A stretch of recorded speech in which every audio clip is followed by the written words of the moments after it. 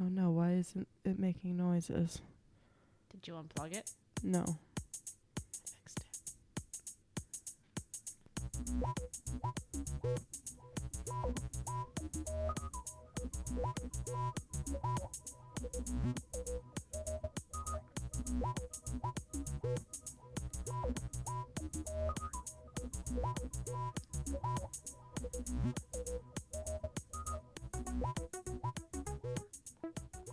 Hello and welcome to episode 109 of the Book Wars Pod. I'm Chris. I'm here with my two air horns, Miranda and Kristen. I'm just an air. Well, I should just not talk this episode. And Just- every just time I'm trying to make a only- point, I should only just do do the air air horns. horn. Just air horn, yeah. What is it? What is it, Kristen? What's she trying to say? Little Timmy stuck down the well? Blah, blah, blah. That Sounds would be great. right. That sounds like, honestly, probably better content than usual. Yeah. Yeah. Anyway, What? this week we are continuing reading Thrawn Treason by Timothy Zahn, going over chapters 8 through 16. But before we get started, what are y'all drinking? Miranda's drinking kombucha. It's not good. You don't like it? What flavor No, is it? so I can be easily swayed by the kombucha section of the store.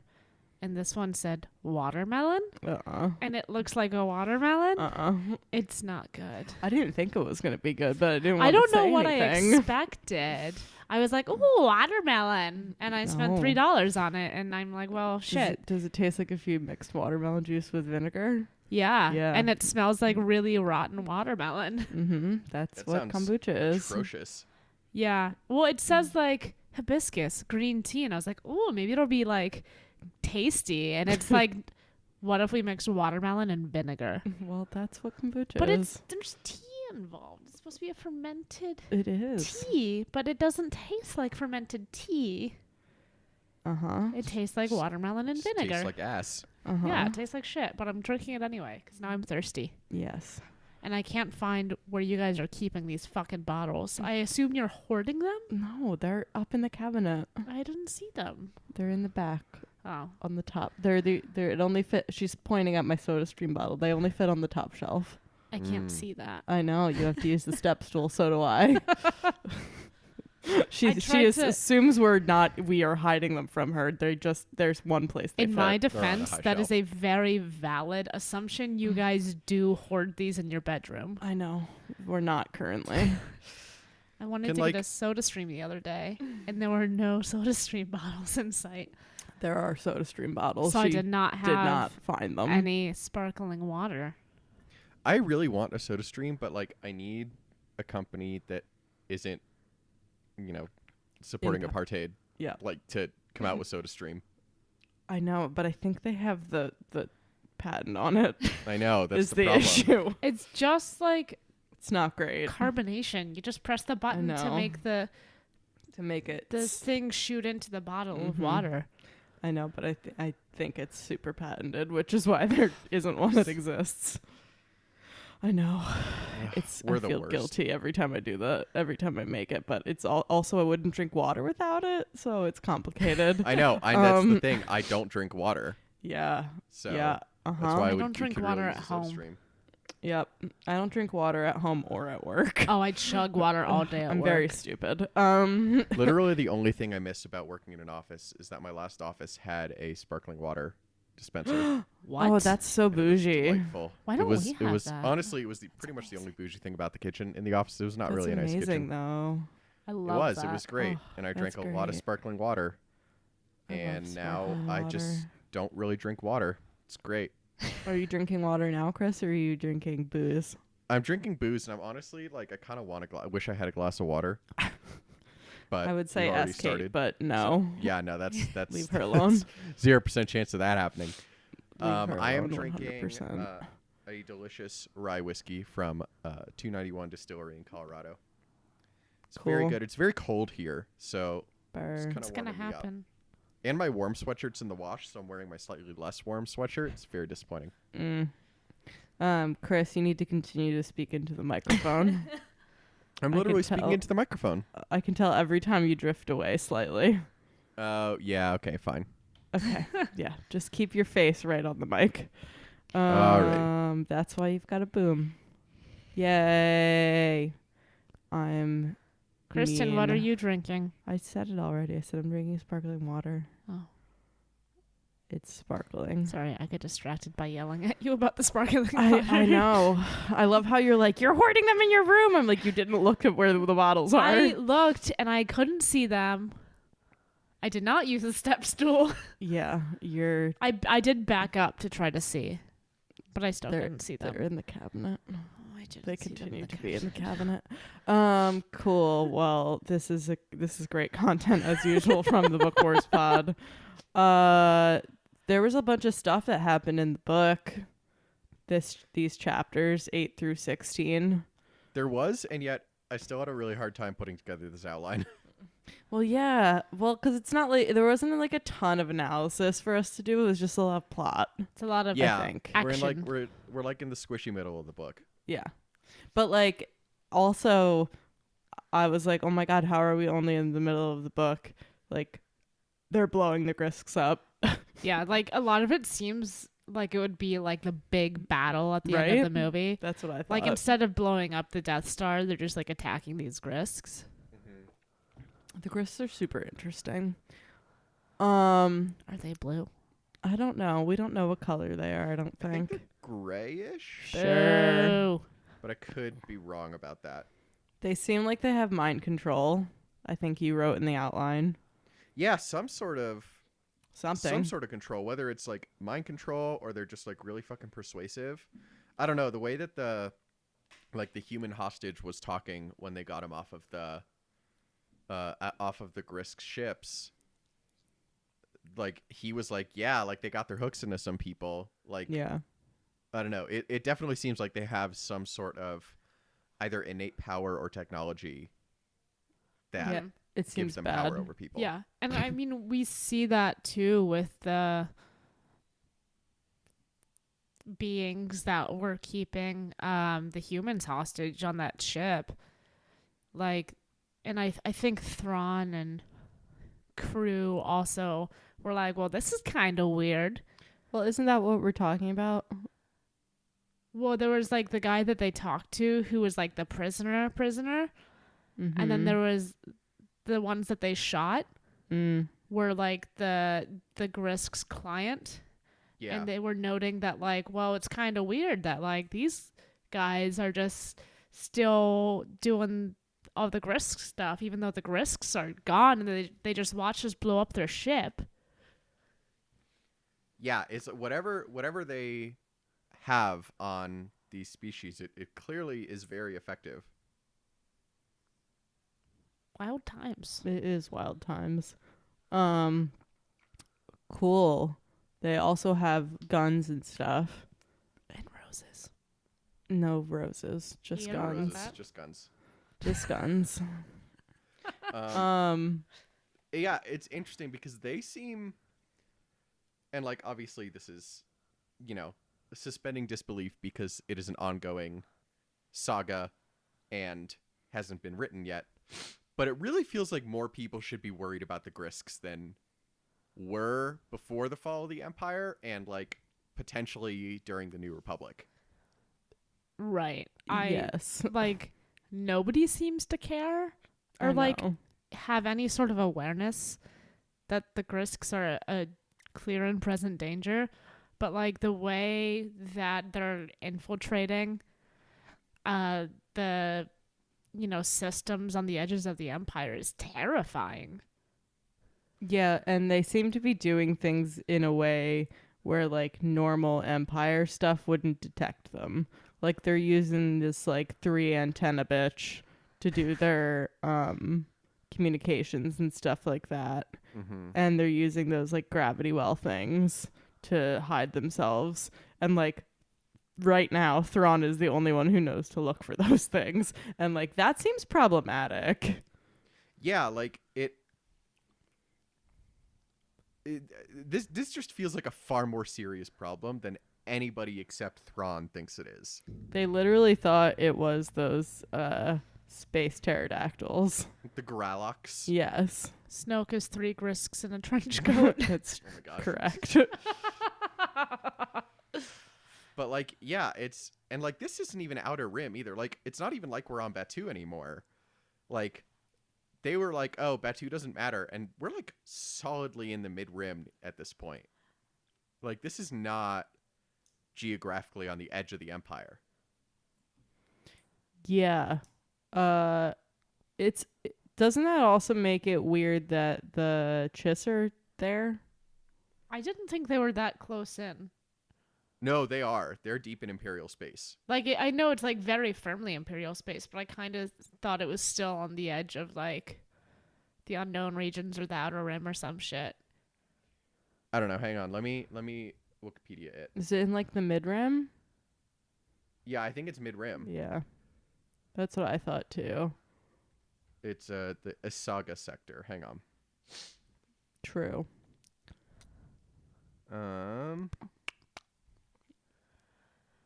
I wrote a point on this outline that says that the Empire should be more worried, but also that he'd probably be like the Force / Vader.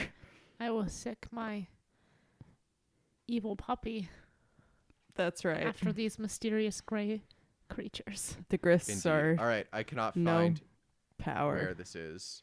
Oh no. Does it just not say it on Wikipedia? Yeah, it's just like Isaga sector. It's a sector. I Oh, just feel like rude. if it were the mid rim, like people would vaguely be aware that this is happening. Like the mid rim is very much more under Imperial control than like some of the stuff further out in the galaxy, and like big place, but somebody would notice that something's going down. And like where are they building the Death Star? Because this is all like for the routes to bring all the supplies and shit there. So there has to be on, like, theoretically, depending on where the stuff is actually manufactured and where it's like those raw kind of supplies. What's the word I'm looking for? I don't know. Raw materials. Yes, that bitch.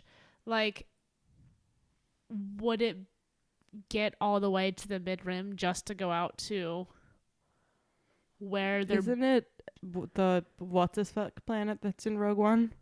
Scarif? Yeah. But they're not building it at Scarif, are they? I don't No, know. that's just where the plans are. Okay. Yeah, that's where they keep Stardust. So dumb. It's so dumb. Everyone that has to do with Stardust is so dumb. Correct. It's very upsetting. Except for Galen Erso, but then he gets super dead. Yep. I also Even just he's love, kinda and dumb. we'll talk more about Ronan next episode because there's just a lot more to come on him.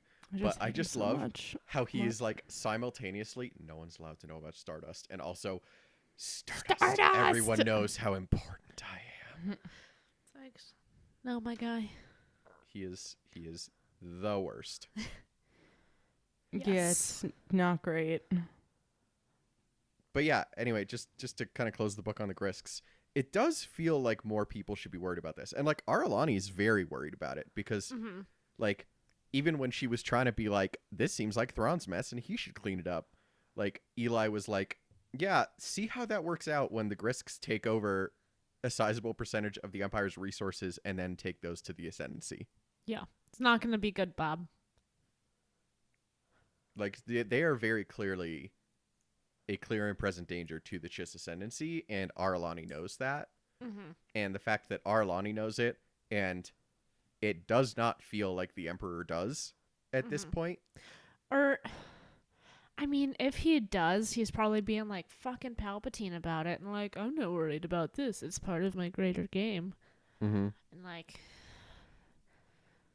doing some. Part of my fucking weird ass chessboard. Exactly. That's all the galaxy is, anyway. Correct. That's the twist in Rise of Skywalker. Palpatine is 5 Grysks in a trench coat because he is bigger. Then Snoke. than Snoke. Yes. Oh my god. I'm Yeah, I writing got down nothing that else. as a title. Good 5 talk, Grysks in a everyone. trench coat. Yeah. Yeah, it's what else would be controlling the Empire? Their ability to change hearts and minds is clearly a Jedi mind trick. Oh, remember when Ronan thought that they were Jedi and he freaked the fuck out and then like promptly forgot? Yeah, I It love was very also that funny. he's like even this deep into the Empire, like he just automatically associates anybody who's Force sensitive with the Jedi, Yeah. and it's like very clearly this. Actually, There's a lot more going on. he only sees Vanya though, right? Or does he He see only the sees child? Vanya. No, he does doesn't not see the child. He doesn't. Okay. The child. Not to be confused with The child. TM. Cool.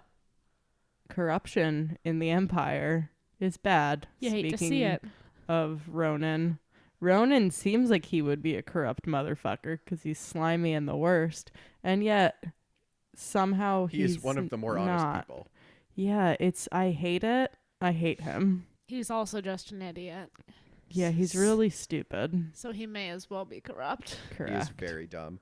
But yeah, it's interesting because this is, for the most part, the furthest into the timeline we've seen the Empire. The exception, I think, being Twilight Company. Yeah. And obviously, like, the view that we get of the Empire from the movies is that it is, this all-powerful military might, and it has the Death Star, and it has the Imperial fleet, and obviously Vader. But if you delve into the bureaucracy of it, it's not great. No, Everyone's fighting each other. Everyone's fighting each other. Like, everyone's corrupt nobody as actually shit. cares about like any sort of greater good. Mm-hmm.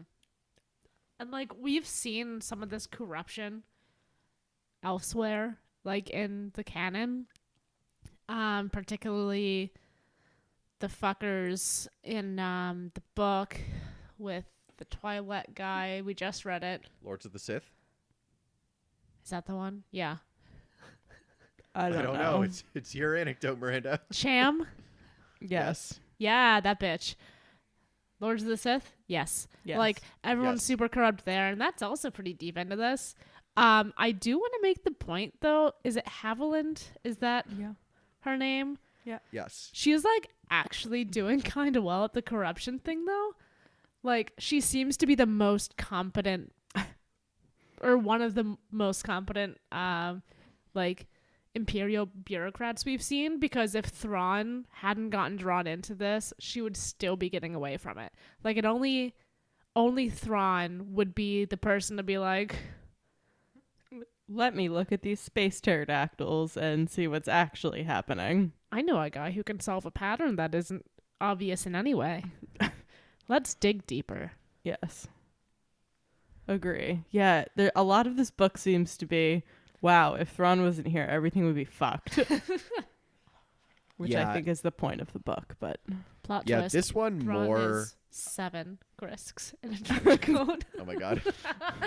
Yeah, even more than the previous 2 Thrawn books. This one is. He is simultaneously like the only adult in the room, but also people believe him the least. Like, I feel like in the first Thrawn book, like, nobody believed him, but he also didn't have any power, so it didn't really matter. Mm-hmm. And in the second one, it was really Vader was really the only person he needed to convince, and he didn't need to do a ton of convincing except for to not kill him. it'd be like that with Vader sometimes. Yeah. And this one, like, there's arguably the most at stake with not just Stardust in the future, the TIE Defender program, but also obviously the Grysk invasion and this, like, what seems to be fairly extensive corruption happening in the Asaga sector. And yet nobody believes him, and he feels like we're back to square one in terms of the respect that the Empire has for Thrawn. Mm-hmm. Yeah, his direct people have a ton of respect for him. Again, we see that more and more, that like all of the people on his ship that work for him, like, we know that the Death Troopers are really, really loyal to him, even though under normal circumstances, other Death Troopers would probably just have killed Eli. But Yep. Mm-hmm. And like whenever Thrawn calls for some kind of crazy maneuvering on the bridge, everyone's like, all right. Seems weird, but let's poke it in. And Yeah. it's like literally the only people in the fucking galaxy who trust Thrawn are the people who work for him and the Emperor yeah, and nobody else. Basically, yeah. Like, Thrawn's just like, do a barrel roll. And Navigator's like, all right, Imperial Star Destroyer doing a barrel roll, coming right up. Press R. it absolutely worked. So that was cool. Yeah, I loved the little like actual physics in there where they were like the rotation is speeding up, and they were like, oh my god, they're reeling in the arms, it's crazy. Yeah. I was like, that's actual Earth physics. It's faking in space, but It it's is. still science. Yay.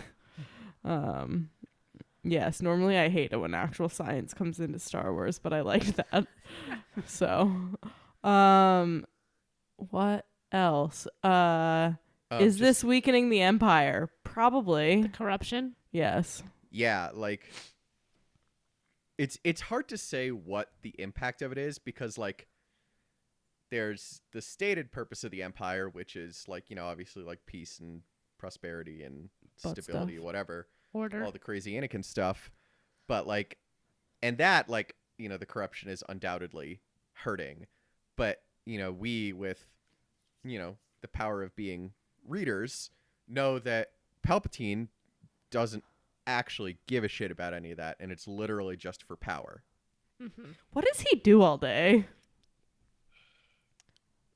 I assume laughs at the failure of others.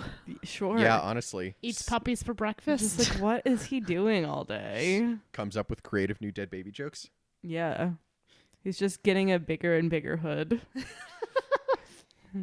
His hood is just getting He's weaving it growing. full of Seeing secrets. Seeing Yes. how many Grysks he can fit into a trench coat. That's right. Yes. But yeah, Yeah. it's like, it feels like it should be weakening the Empire, and I guess to an extent it is, because obviously like all of this leads to the Death Star and the fact that like there wasn't really a system in place to say that the Death Star was a bad idea, and then Krennic fucked it up and it got blown up and all this And stuff. everybody like, died. you could say that tangentially, like 10 steps down the road, it's weakening the Empire and weakening Palpatine's rule, but it's not really right now. Like, it would be happening anyway, I Mhm. think. Yeah. Is that fair?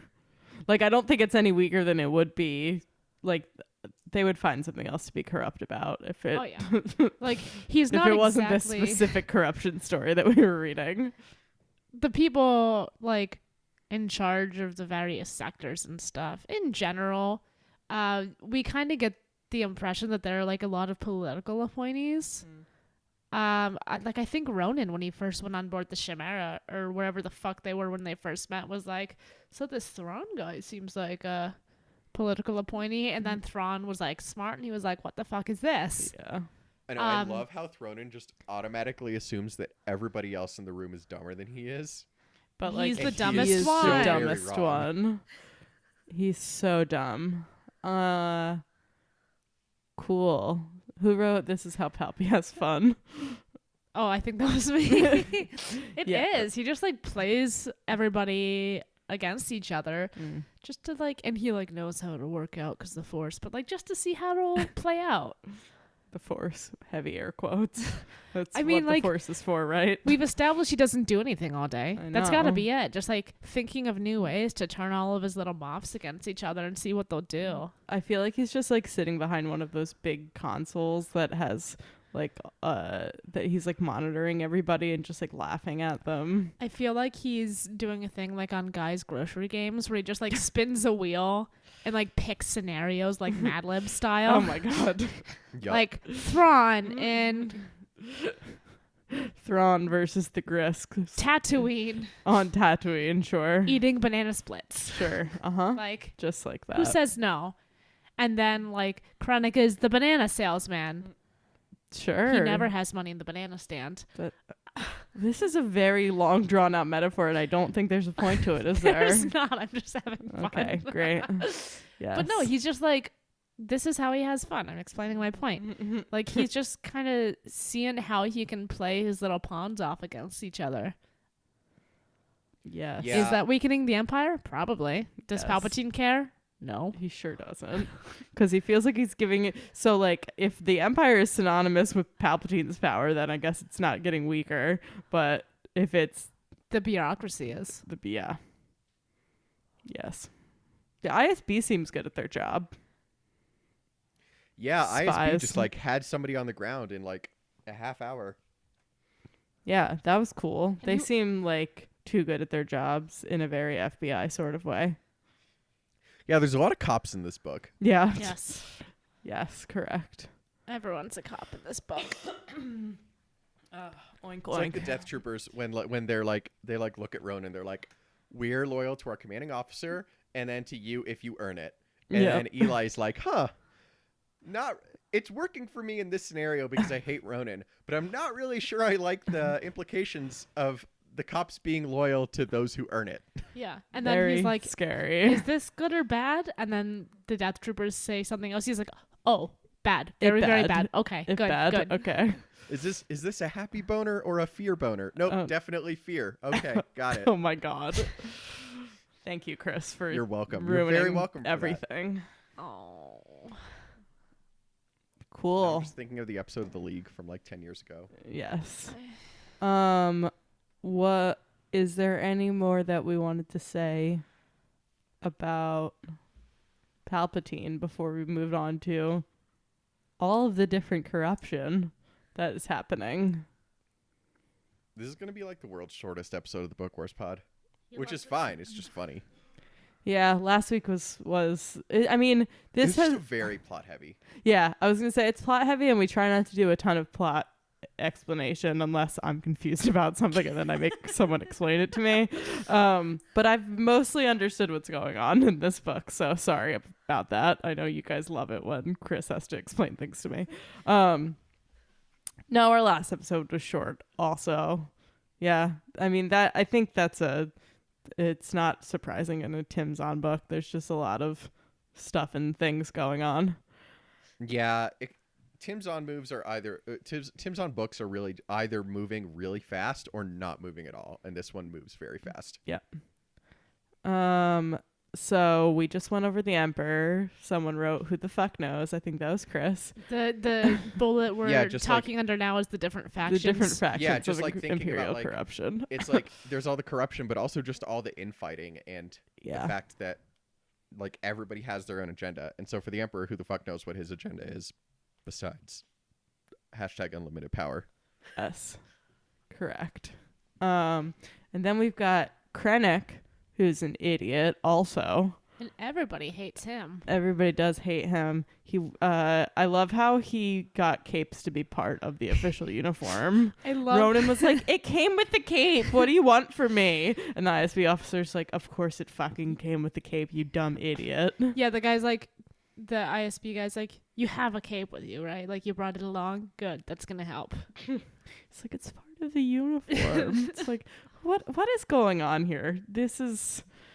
Once you make a cape part of a uniform, it's not a cape anymore. It's It's obligatory less cool. cape is not good cape. Honestly, this is what Krennic does all day. Like after because he doesn't work on the Death Star. Like all the smarter people work on the Death Star. Once he's got his team in place, he just like sits around like thinking about capes.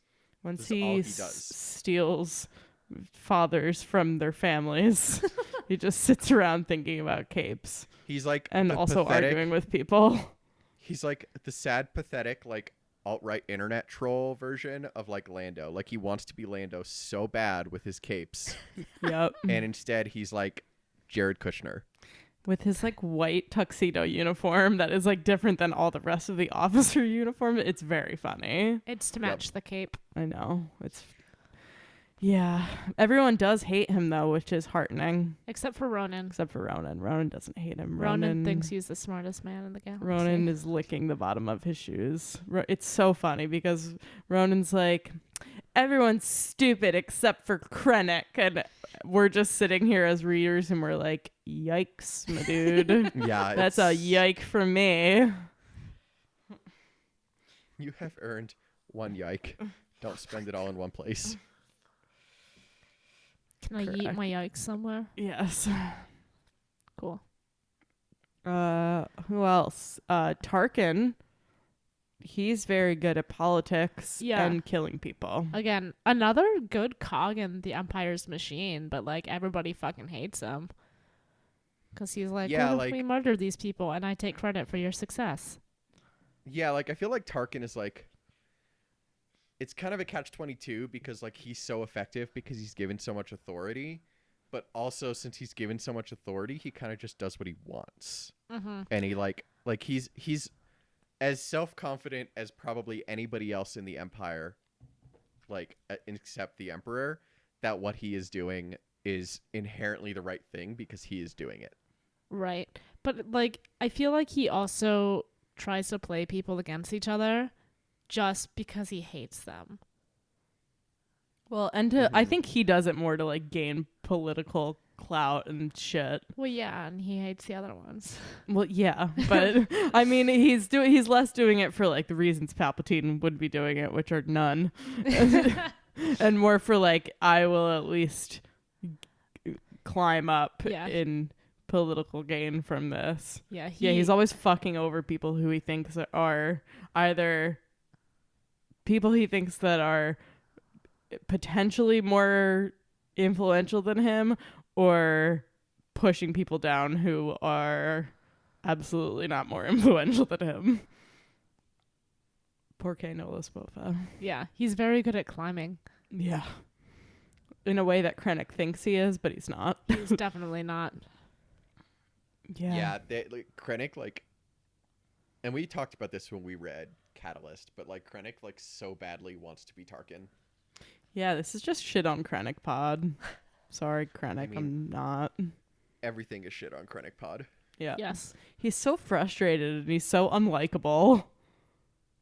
Like, Tarkin is more likable than Krennic. Because at least I'm like, cool, he keeps his cool and doesn't throw temper tantrums like a baby.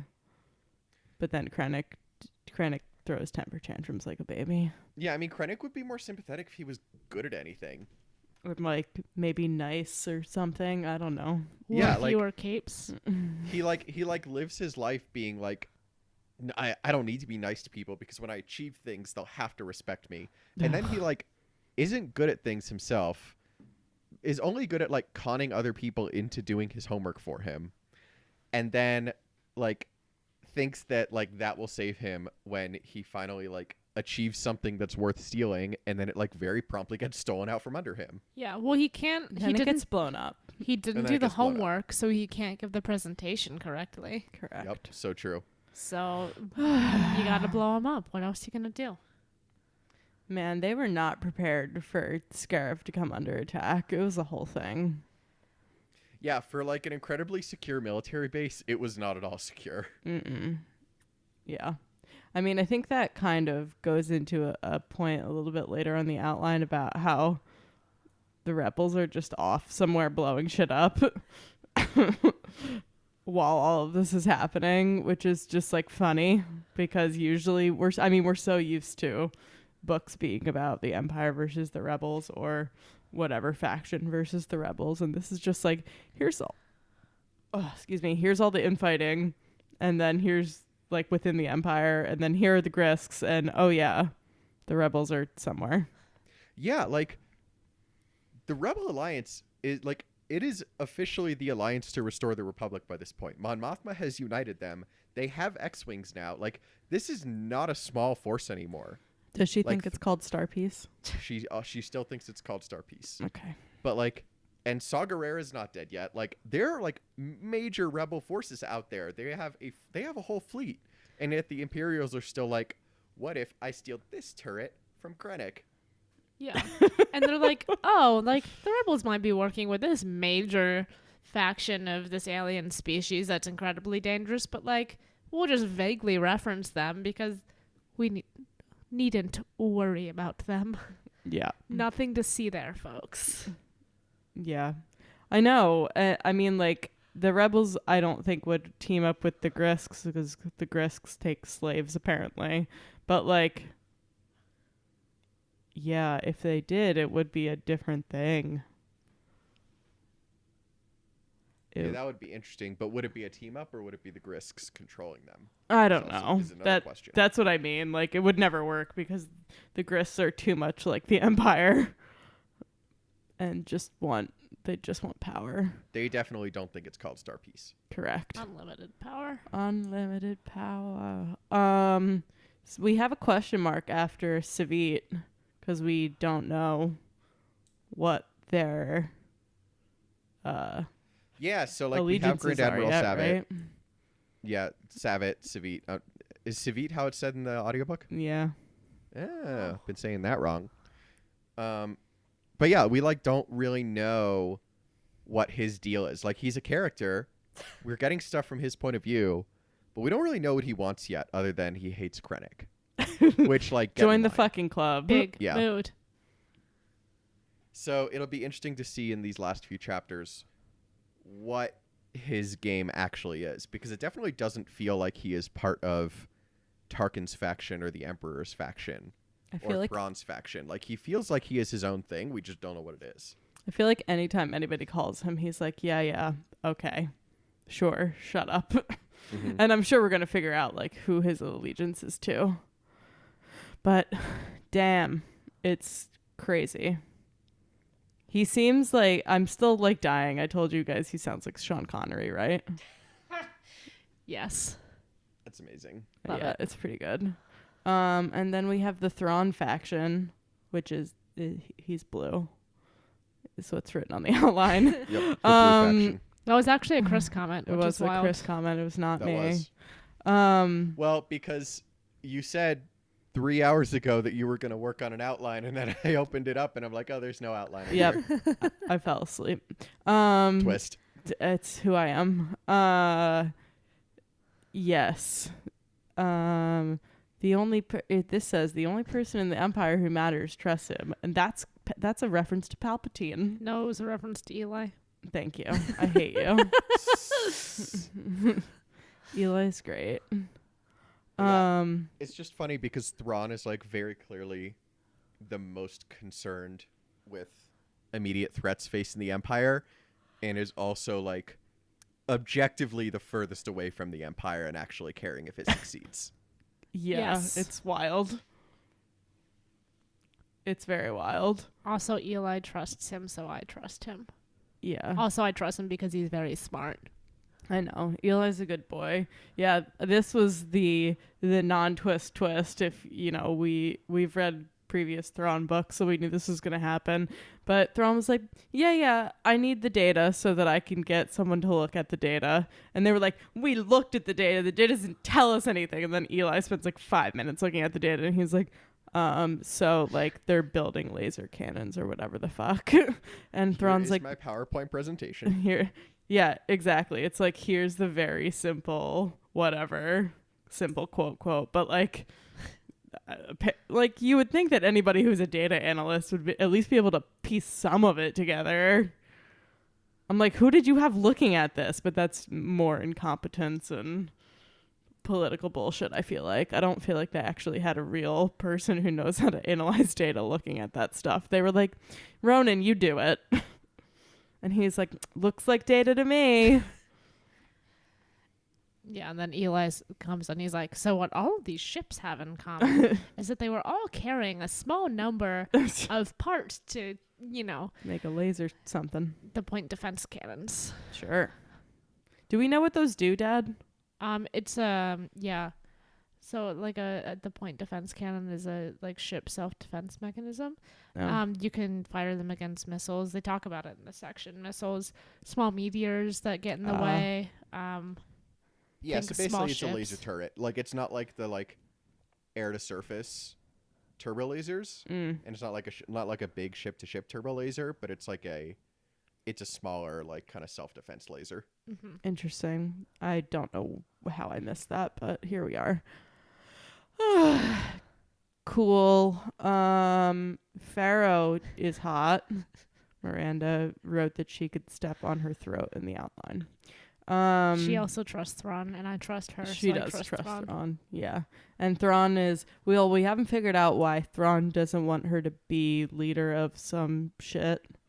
Can someone explain that? Whatever. She didn't get I the mean, leadership to be fair, thing we also for. that is exclusively from Ronan. Right. Like, Okay, fair we enough. don't know that it's not true, but we also don't know that it's true. Yeah. Or like what the context is. Like, Ronan is a little shit. That's the only thing that we know for sure in this situation. Yes.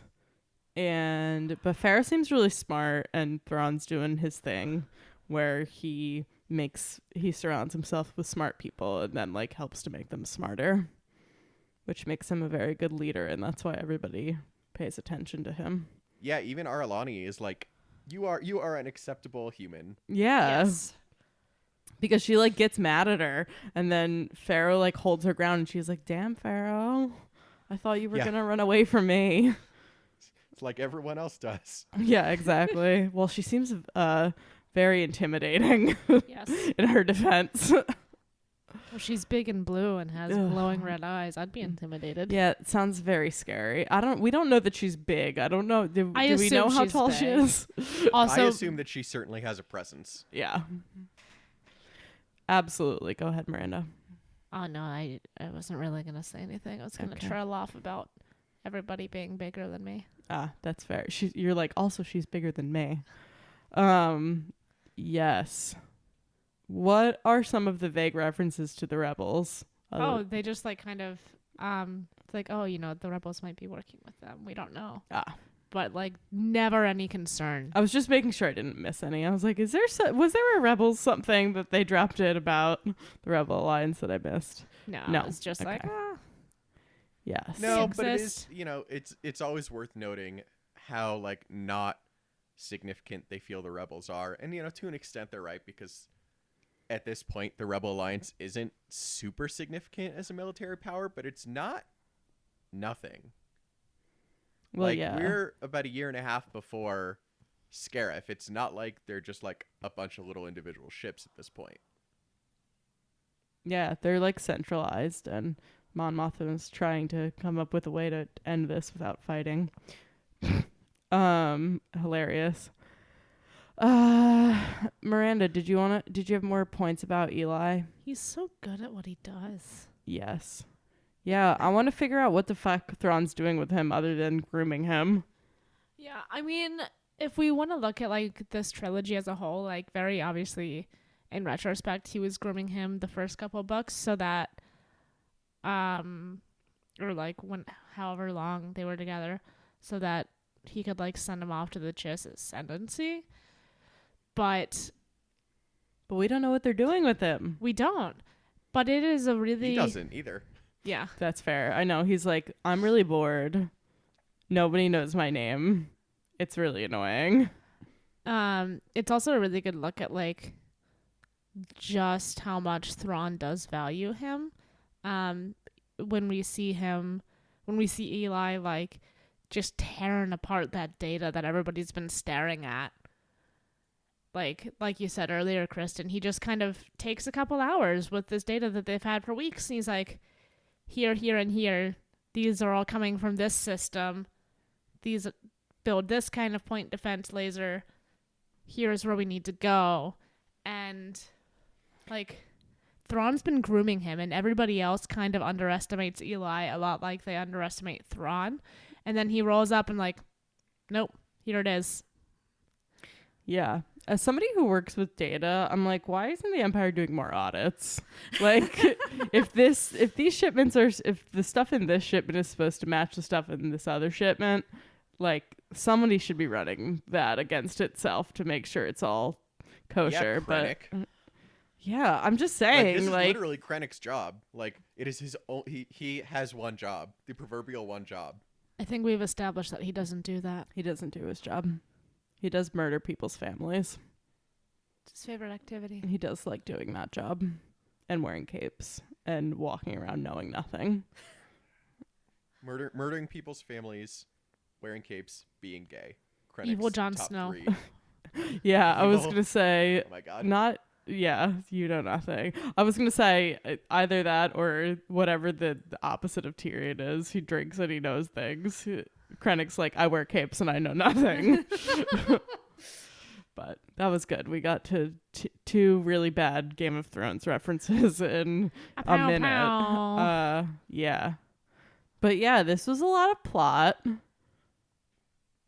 And so we have nothing left. And so we have nothing left to analyze. We made it like 43 minutes though. That was pretty good. That's a solid 20 minutes longer than I expected us to. Yeah. I do like how Thrawn has groomed Eli. Like, he's doing the same thing for Pharaoh, and I almost feel like that's part of the reason if, she is being held by him from going to that whatever the fuck. Like, she's doing a great job, and Aralani is like, oh, okay. Yeah. I can see why, like, Thrawn picks you, because, like, she can understand, like, the problem sets that he verbally goes through with her as they happen and all of that. Yeah. Well, and it seems like Thrawn's like that. I mean, we got more evidence that Thrawn is like that with everybody, right? Like, he asked Pharaoh, who are those 2 pilots that you picked? Oh, that one seems really good. Send him to the A squad or whatever the fuck. That one needs more training. Go get him that. Mm-hmm. Like, he's not like harping on those people or like doing normal Empire bullshit. He's like giving those people what they need and like setting them up for success. He's a and good I'm like, judge of ability. Yeah, he's a great judge of ability, and he's just like, that's what a leader is supposed to do, not political horseshit. Right. Yeah, it's almost like that's part of why the Empire isn't working. What? Except for it still is, because somehow Palpatine's still. I've stay tuned for episode 9. Confidence in my empire. I know. I know. I feel like we're gonna get like, well, no. Honestly, I feel like we're not gonna get anything about. We're not actually gonna get any of Palpatine's motivations in episode 9. I feel like that's just not gonna happen. Yeah, it's just gonna be like, because I am evil. Yeah, and, like, he's just gonna laugh. Like, oh my god, this story. Which like it's I'm not hating on it. That's what Star Wars is. But like, yeah, he's gonna laugh, and there's gonna be space lightning with Star Destroyers. Yep. And Super Star Destroyers and Dreadnoughts. You love to see it. Yep. Oh yeah, Space Horses also. If you're good. I think that covers it for this episode. Stay tuned for next episode where we'll be reading chapter 17 to the end of this book, which I have a feeling there will be a lot more answers than in this section. We're going to have a shitload more to talk about because, quote, everything will be revealed, end quote. Probably not everything will be revealed, but we'll get some answers to some of the shit that we've been talking about. Is that correct, Chris, as someone who's read the book? Correct. Yeah, this book is very... I mean, it's a Thrawn book, so it's going to be backloaded on answers. Yeah. But, like, this one is very... Stuff falls... Like, it's like... This book is paced in a kind of a weird way in that we don't even realize, like, everything that is, like, connected yet. And it all comes together in the 3rd act. Oh, am I going to have a lot of questions about it? Not you. Am I going to be really confused, or am I going to get it? I think you'll TBD. get it. It's pretty clear. Okay. I mean, it has to wrap up pretty quickly because Thrawn disappears after this book, so. This is true. God, Chris, spoiler alert. Yeah, spoiler alert for Star Wars Rebels, which ended 2 years ago. Correct. Okay. Cool. Can you take us out? Yeah. Thank you for listening to episode 109 of the Book Wars Pod. Next week, we're going to be finishing up Thrawn Treason, as Kristen said, reading chapter 17 through to the end. In the meantime, you can hit us up on Twitter, Facebook, Instagram, and Tumblr at Book Wars Pod. Email us at bookwarspod@gmail.com and rate, review, and subscribe to us and the Tachi Station Radio Mega Feed. It is the best way for people to discover the show. Do it as a end of the Skywalker saga gift to us. Do it. Do it, exactly. Just really type do it and rate us. Do it. And that counts in iTunes rankings or Apple Podcast rankings. Anyway, if you have the means, please donate to the Tosh Station Radio Patreon and give us coffee at ko-fi.com/bookwarspod. Really helps us cover our hosting and production costs, and it provides you with wonderful pictures of Porkchop, Orca, and Jasper, the 3 MVPs of the pod. Yay. Someone's got to do it. Our theme song is Whiz Bang by Poddington Bear. Our logo and artwork are by Joby Terra Design. For Kristen and Miranda, I'm Chris. Thank you so much for listening to this episode of the Book Wars Pod, and we'll talk to you next week. Yay. Can I sleep now?